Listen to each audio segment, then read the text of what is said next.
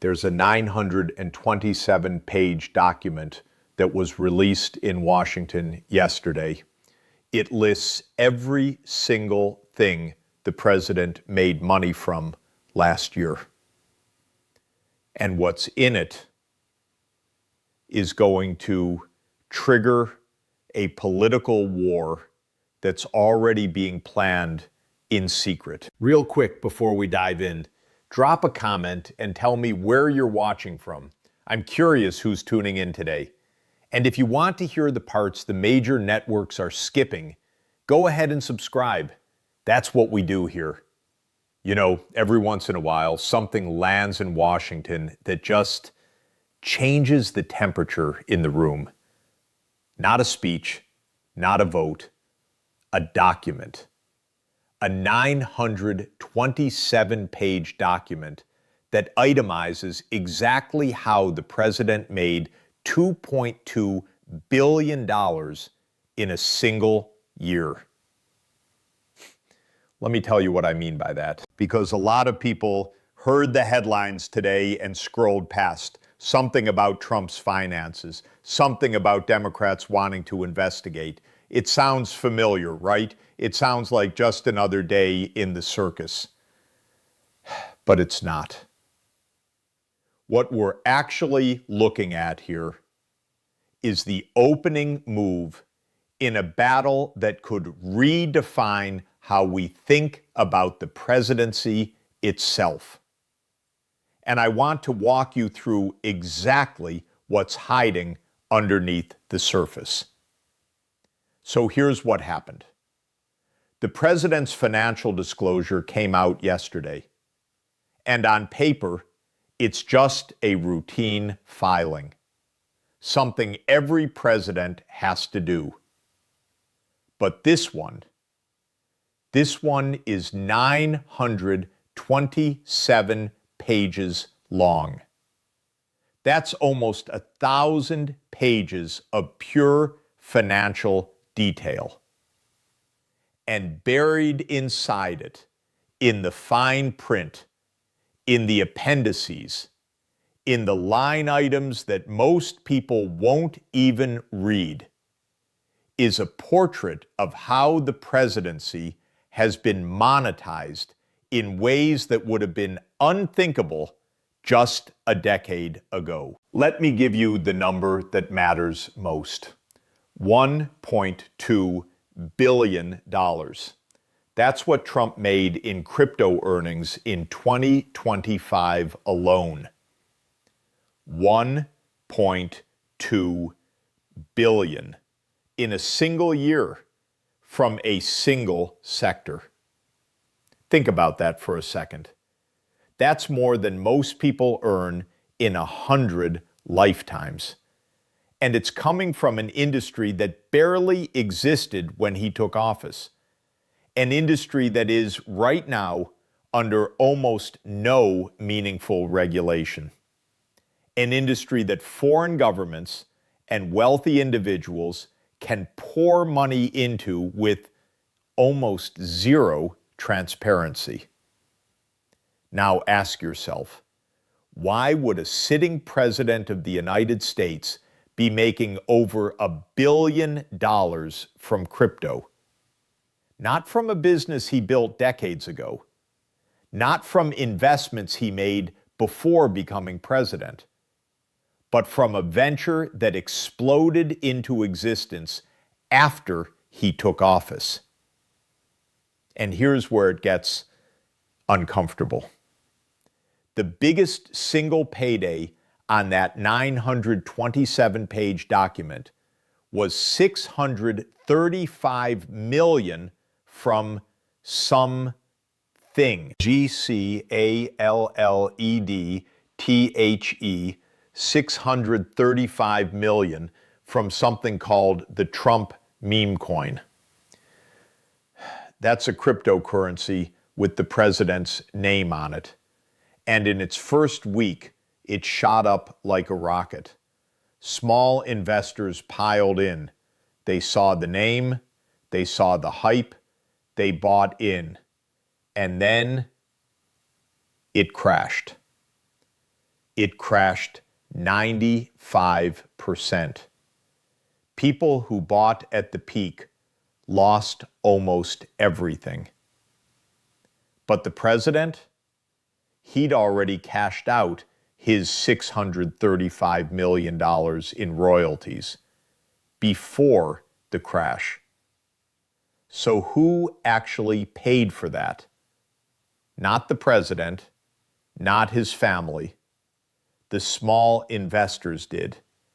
The people who trusted the brand. The people who believed, well, who believed exactly what the president's name on something should mean. And that's just one piece of this puzzle. Because when you look beyond the crypto numbers, you start to see a whole ecosystem. $400 million from a Qatari jet that was gifted to him. Foreign licensing deals, branded merchandise, sneakers, watches, Bibles, fragrances. It is, in the words of one Democratic congressman I read today, the biggest grift of all time. Those are his words, not mine. But let me slow down for a second, because I want to be clear about something. This isn't just about the money.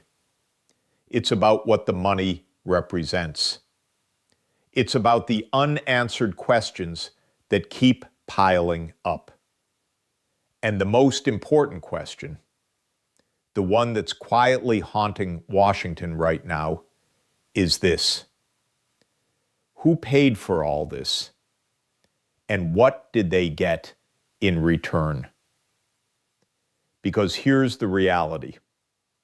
Foreign governments don't just drop $500 million into a presidential family's crypto venture because they like the guy. Or maybe they do. Maybe it's just goodwill. Maybe it's just supporting an ally. But the people who are going to be investigating this over the next year, they don't see it that way. And they've already started laying out their plan. Let me explain what that plan looks like and why it's going to be a nightmare for everyone involved. So here's the political situation, and I want to lay this out plain. Democrats are currently out of power in the House. They don't control committees. They can't issue subpoenas. They can't compel testimony. But November is coming. The midterms are in just a few months. And if they win back the House, if they take control, they have a list, a very, very long list. And the names at the top are not just the president's. They're his children. They're his appointees. They're his allies. And here's the thing that makes this different from any of the previous investigations during his first term. It's the scale. In his first term, the investigations were about Russia, about Ukraine, about obstruction. This time, they're about money. Pure, simple, massive amounts of money flowing into the president's orbit from all over the world. And the legal architecture that Democrats are building, it's not about one phone call. It's not about one meeting. It's about an entire ecosystem, a family business that operates alongside the presidency, a family business that from the outside looks like it's benefiting enormously from the presidency. Now, let me be fair. The White House has pushed back hard on this. Their argument is simple. President Trump is acting in the best interests of the American public. There are no conflicts of interest. His money is managed by outside advisors. He doesn't even know what's in those crypto accounts. His son Eric handles it. Other people handle it. That's what they said yesterday and the day before, and they'll say it again tomorrow. But there's a problem with that defense, a big one. Because as one Democratic investigator pointed out this week, even if he didn't know about the specifics, his name is still on it. His brand, his office, his family running the day today. The idea that the President of the United States can make $1.2 billion from a sector his administration is supposed to be regulating and just wave it off as, I don't know, someone else handles it. That's not an answer that's going to hold up under oath. And that's the whole point of what's coming next. You see, the Democrats aren't just planning to investigate the president himself. They're planning to investigate everyone around him. And here's where the names start to matter. Jared Kushner, the president's son-in-law, he raised billions from Gulf governments while serving as a Middle East envoy. And after he left office, his firm won strategic investor status in Albania for a $1.4 billion resort on a protected island. There have been protests, massive ones. They're calling it the Flamingo Revolution. The name alone tells you how locals feel about it. Donald Trump Jr. and Eric Trump. According to the reports, they have ties to at least 14 companies seeking $8.9 billion in federal support for critical minerals deals. And now there are questions about whether those companies are getting preferential treatment, whether their access to the administration is different from any other company knocking on Washington's door. And then there's World Liberty Financial, the crypto venture launched by the Trump and Witkoff families, the one that reportedly got a secret $500 million investment from a senior Emirati royal. Secret. $500 million from a foreign royal. Now you tell me, if that's not a conflict of interest, what is? And look, I know what some of you are thinking. We've heard all this before. There's always something with this family. It never goes anywhere. And I get it. I really do. The first term was a constant whirlwind of investigations that sometimes felt like they were going to end the presidency and then just fizzled. Impeachment twice, and he survived. The Mueller report, and he survived. The January 6th committee, and he survived. So why would this be any different? Because this time, it's about money. And money leaves a trail, a paper trail, a digital trail, a 927-page trail in this case. And also, this time, there's a different energy, a different kind of anger. Let me paint a picture of where the Democratic Party is right now, because it's changed. And I think that matters for understanding where this is headed. Over the last couple years, something has shifted inside the Democratic base. There's a real growing anti-billionaire current in American politics. It's not just about Trump. It's about a whole system that seems to work for the ultra-wealthy and leave everyone else behind. And this cost of living crisis that's still grinding people down, gas, groceries, rent, it's made that anger very, very sharp. The number of Democratic socialists in Congress is expected to more than double after the midterms. That's not a small change. That's a real movement inside the party. And their message, their whole message, is that the system is rigged, that Washington works for the connected, the wealthy, the ones who can afford access.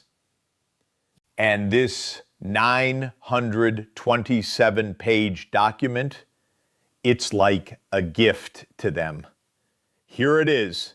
Here's proof that the system is rigged. Here's the President of the United States making $1 billion from something nobody understands, from investors nobody can identify, from a sector that operates in the shadows. That's the narrative they're going to run on. That's the case they're going to make to voters in November. You can't afford your groceries. He made $1 billion, and he thinks that's fine. Now, the Republicans, they see this differently.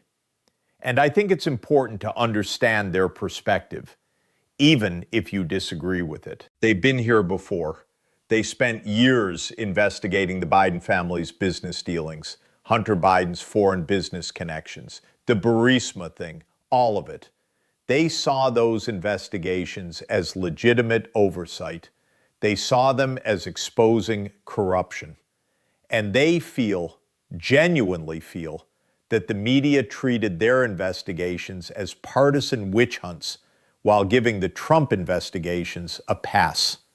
So now, they're going to return the favor. If Democrats start subpoenaing the Trump family, Republicans are going to call it a witch hunt. They're going to say it's weaponized government. They're going to say it's the same old playbook from the same old partisan hacks.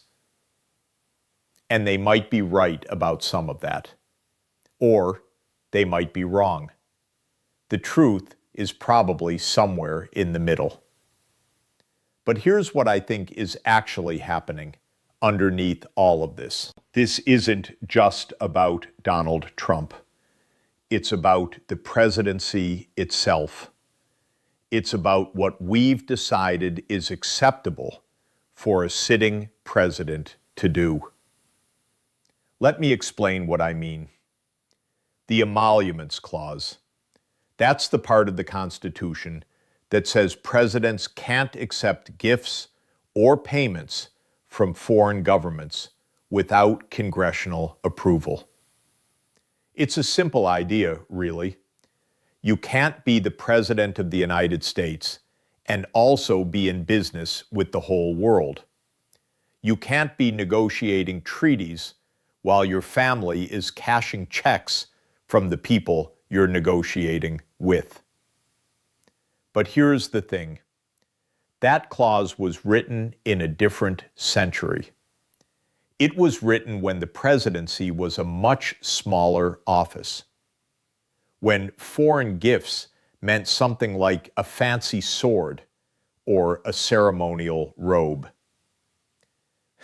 It was not written for a world where a president can make $1.2 billion from a cryptocurrency that exists entirely in digital space and is traded by anonymous wallets around the world. So the question is, do we still believe in that principle?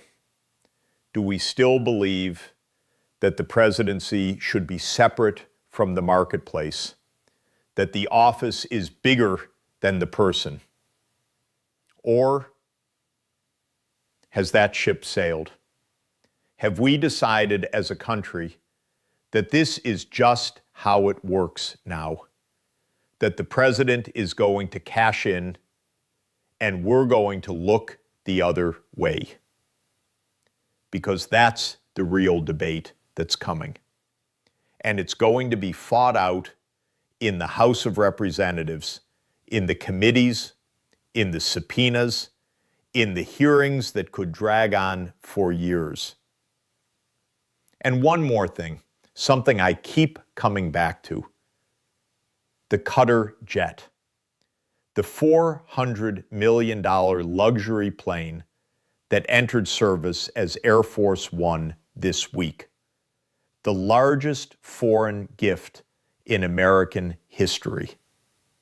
And the president plans to keep it for his presidential library after he leaves office. Think about that. A foreign government gave the sitting president a $400 million airplane, and he's keeping it as a gift for his library. Now ask yourself, what does a gift like that buy? What does it mean? What does it signal to every other foreign government in the world?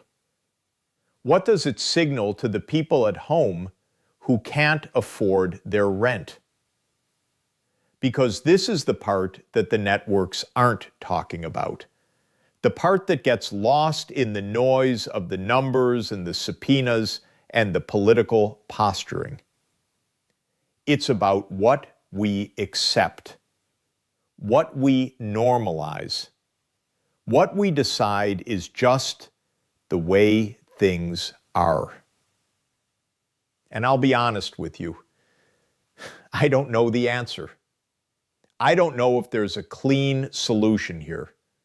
I don't know if you can unwind a presidency that's made $2.2 billion in a single year without causing a constitutional crisis that makes everything else look small.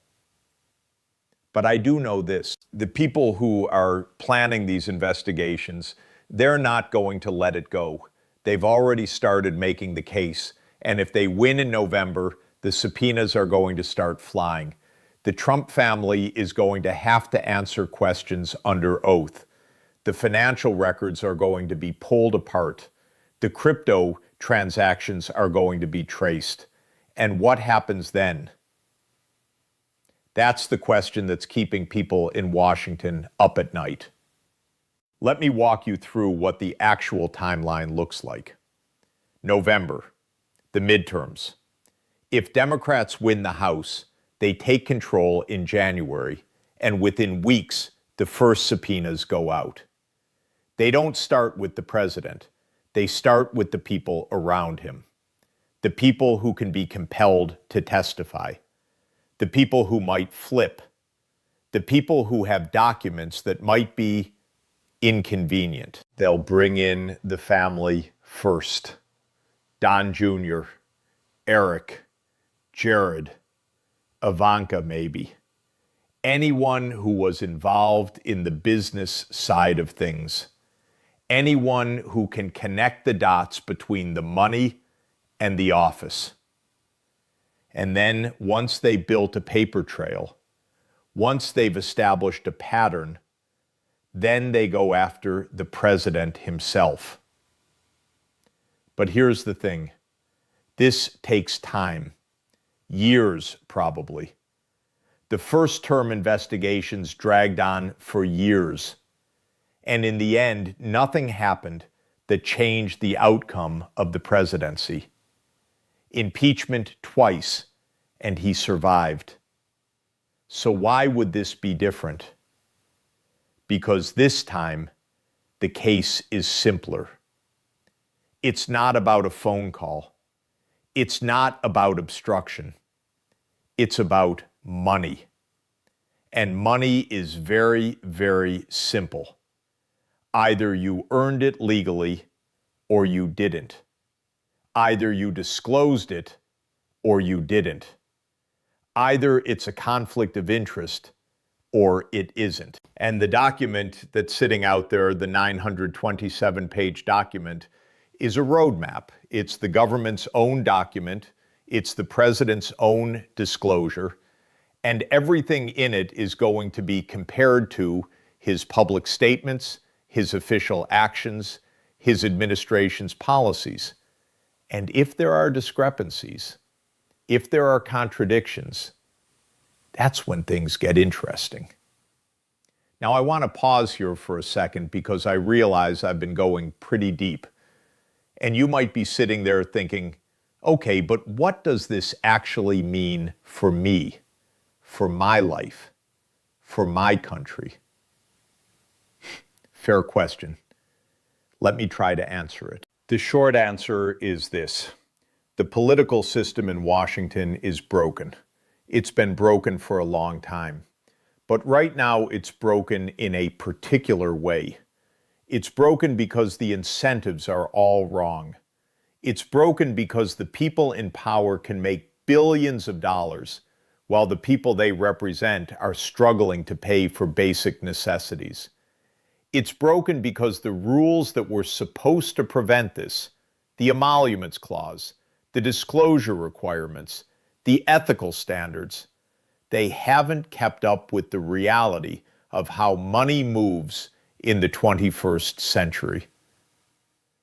And what we're seeing right now, what's happening with this financial disclosure and the investigations that are coming, it's the system trying to catch up. It's the government trying to figure out how to regulate something it doesn't fully understand. It's Congress trying to reassert its authority after years of letting it drift away. And it's going to be messy. It's going to be ugly. It's going to be deeply, deeply partisan.